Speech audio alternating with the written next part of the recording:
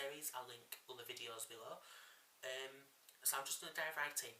This is basically a video if, for instance, you're having a blind or visually impaired person over for Christmas and you're not 100% sure what to do. So I thought I'd just give you a few tips which helps both the visually impaired / blind person feel a bit more comfortable and you feel more at ease because you know what you're doing.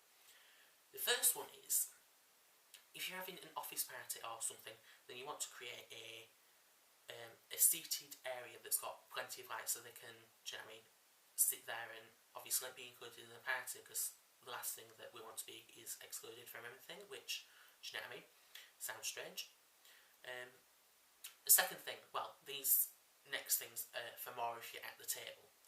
And the first one is that to seat us near an end. Make sure there's plenty of light where we sat, but seat us near an end, because obviously if we need to get up at any point, it's easier to just get up if we're at an end rather than stuck in the middle and we have to, do you know what I mean, manoeuvre around everyone. The next one is warn us when you're about to serve, so we can sort of get it in as minds that you're about to serve and you're about to put a plate in front of us, because, do you know what I mean, the last thing that we want is you to go, oh, well, what's that, do you know what I mean. The next thing is help us with, for instance, serving and putting food on the plate. Because, trust me, I can get food everywhere, especially if there's a large crowd and it's not easy to get at the food, which is, do you know what I mean, obviously. The next one is warn us, if you're going to put stuff on the plate, warn us where you put them. For instance, use the cook. For instance, the potatoes are at, 6 and 7, and the vegetables are at 9, 10, 11, for instance, just so that we know exactly where everything is. The next one is, if we have a drink, warn us that the glass is either on our right or our left, and, do you know what I mean?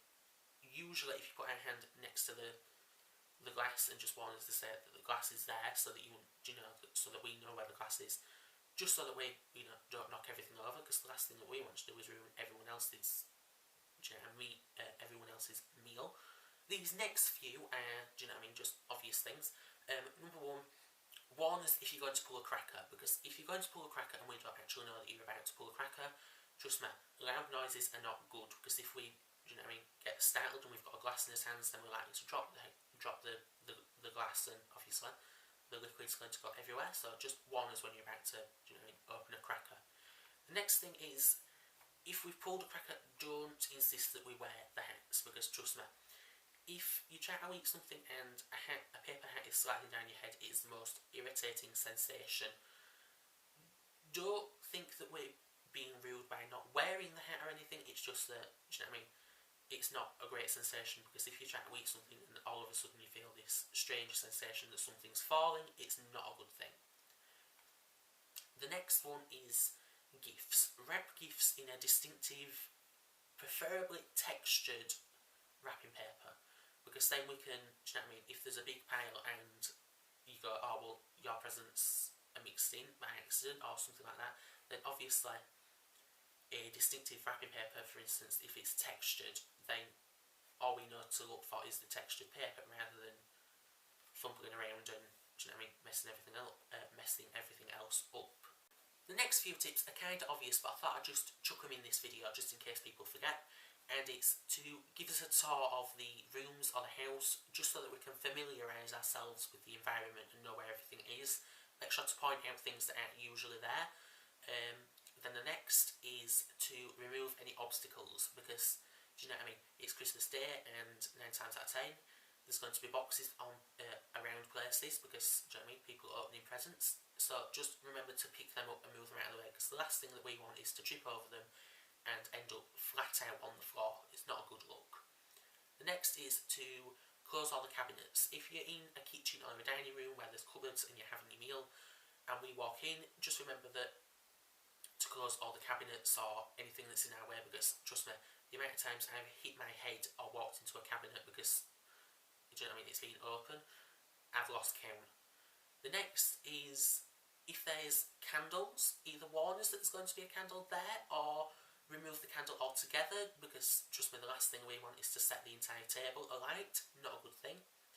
And then the last tip I have is to do with with canes and guide dogs. During the winter, it can snow. Now, using a cane in the snow and using a guide dog in the snow is very, very difficult.